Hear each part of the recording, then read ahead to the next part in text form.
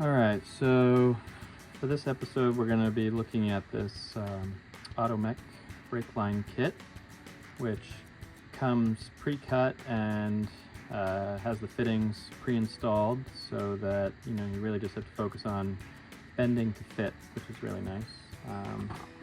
I also have this performance tool bender that I picked up from O'Reilly Auto Parts.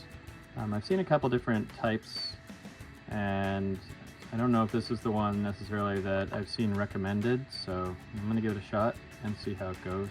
The one thing is that the recommendation was that it had a 3/16 bend size, and you can see right here it does say 3/16.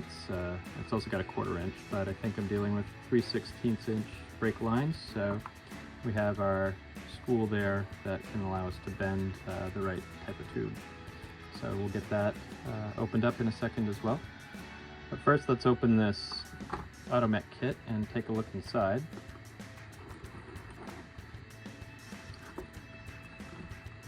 Of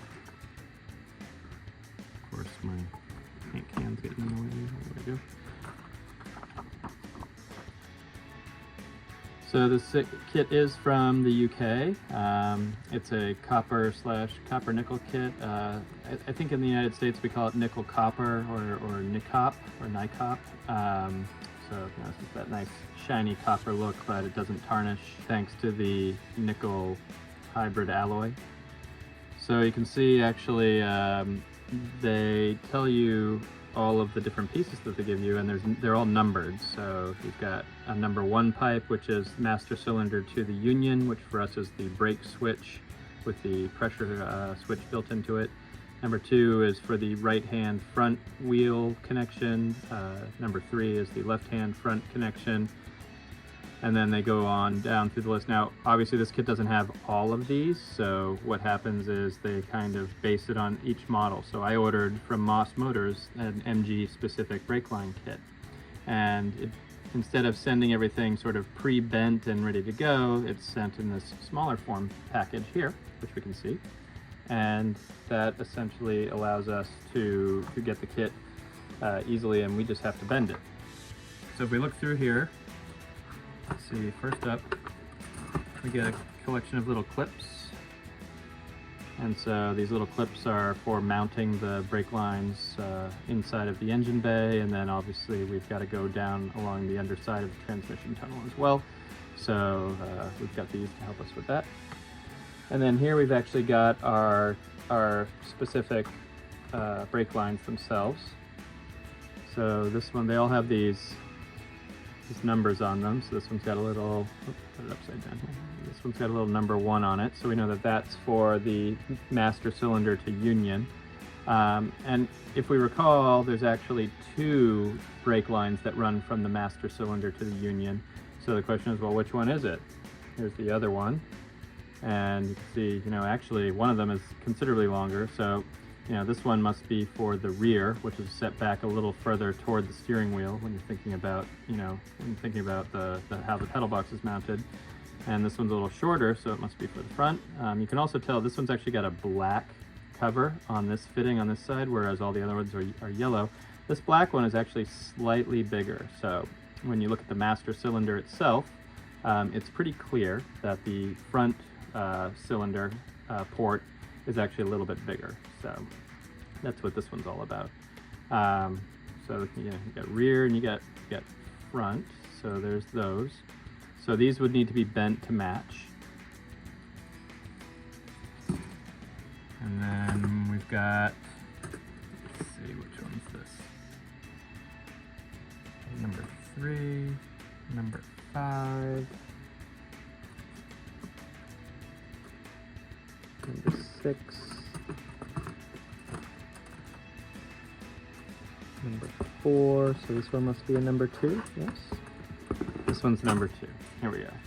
So this is number 2, see there, number 2, and it's got the larger black brake cover on this side, and on this side, it's actually got fitting. So this one is actually a number 2, which correlates to the right-hand front.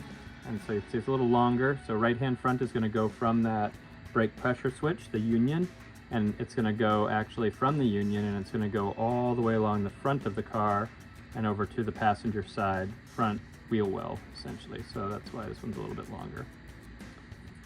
Then moving to number 3. Let's see, where'd we go? Number 3 is this little one here. And again, it's got a black end and a fitting end. And so this black end, number 3, is actually for the left-hand front. So that's going to go from the brake switch to the driver's side left wheel here. And again, it's going to have to be bent. We're going to have a little elbow bend in here, so we use the tool for that. But this one actually goes to the driver's side. And then we come to our number 4 line. This one has the most material. It's the longest tube, so I'm sure you can already guess where this one goes. This one's actually for the span that goes from the brake switch back to the rear. So, you know, this is going to go back to the axle area and connect to the junction back there. And then from that junction, there's going to be a little flexible line, and we actually have flexible lines as well, which I'll show in a second. Actually, I guess I can get to those in another episode, because we're not focused on the flexible lines.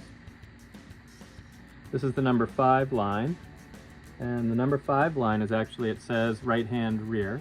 So if you think about it, there's a hard line that runs from the switch back to the axle, and the axle's basically floating. It's got the leaf springs that allow the axle to move up and down. And so there's got to be a flexible hose that connects the hard line running back from the switch to the axle, because the axle moves. But then, once you get to the axle, the fluid actually can go back into hard line at that point, because there's really no need for any more flex tubing. It's not like the front wheels that turn, and you need to be able to flex at the wheels. So instead we have these spans, and the tube runs back, and it doesn't run back directly to the middle. It actually runs back sort of asymmetrically. And so it ends up on one side a little closer to the wheel than the other. So this number 5 tube, there we go, see the little number 5 there. This number 5 tube actually corresponds to the passenger side rear. So again, if we're thinking about it looking from the back of the car forward, we've got this number 4 tube that comes down the transmission tunnel to that junction. There's a flexible tube that comes to the axle. And then this is going to connect to the axle, and it's going to go toward the passenger side. And so by going to the passenger side, we actually will connect to the wheel cylinder on the drum brake on that right rear passenger side. And so this is going to have to be bent to, you know, make any turns and get around any little pieces on the axle and things like that. And then lastly, we've got our number 6 tube here. So you see the little number 6 there. Hopefully it's not a number 9. No, just kidding. This is number 6. And so this number 6 tube is similar. It is the left-hand rear tube, and so this one actually is going to come from that junction, and it's going to go to the passenger, or to the driver's side on this way.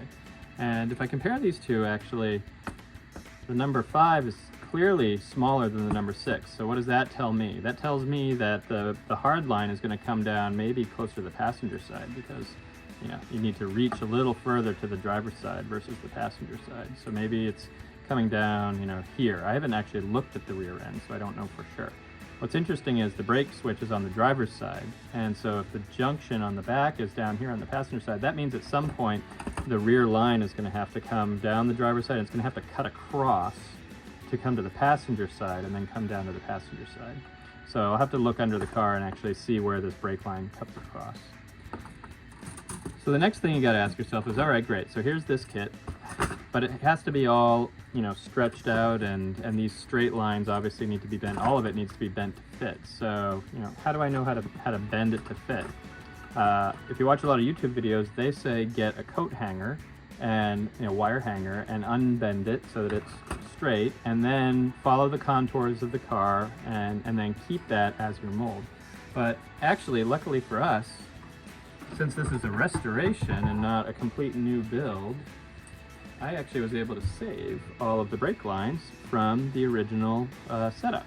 So I don't know if these are original brake lines. I suspect not, but they are made out of, it seems like, I don't want to say stainless steel because I don't know for sure. I don't think, these are very tarnished. So I think these are just a cheapo, you know, aftermarket brake line that was put on potentially. But what's nice is I've labeled them all. So we have here, we have the brake switch to driver front. So brake switch to driver front is actually the number 3. So I'm actually going to get my Sharpie and I'm going to write a little 3 on this so I don't have to keep looking at the key. So we'll just write a little number 3 on this to keep track. I'm going to go write a nice big 3. 3. There we go, number 3. Next up, got another little guy here, and what did I label on this one? I labeled Brake Master to switch front. So this is going to the front, and then actually this is the one. This is the one that actually comes out of the switch and goes to the wheel well itself. So that's sort of how that runs. So from the master to the front, well, this is the number 1 essentially. So write a number 1 on here. Kind of amazing that I pulled these off in September, or maybe October, and they've been sitting for all this time. Glad we're finally getting to it. And this last short line that I have here, you can guess this one already. Brake Master to switch back or switch rear. So yeah, you can already tell this one's actually, this one actually seems to be, just like we expected, a little bit longer in terms of the overall amount of material. And so this is a number 1.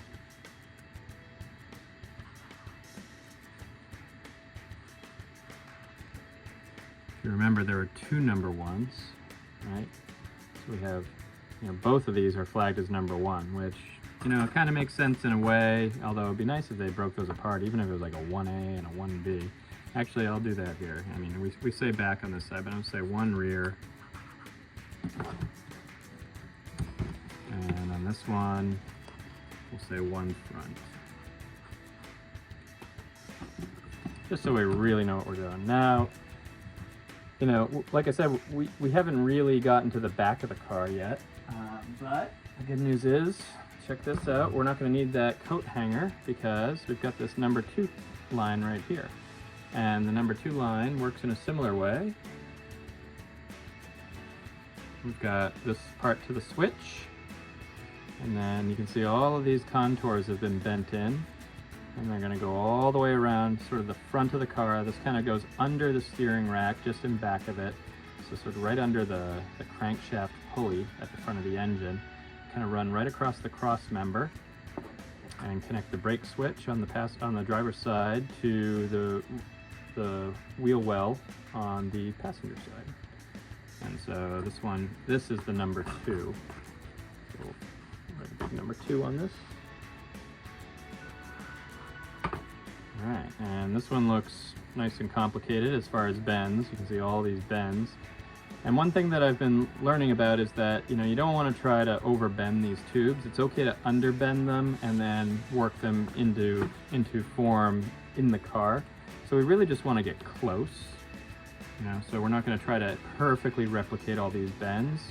We're going to try to get fairly close. So, you can see there really aren't a whole lot of very precise bends here.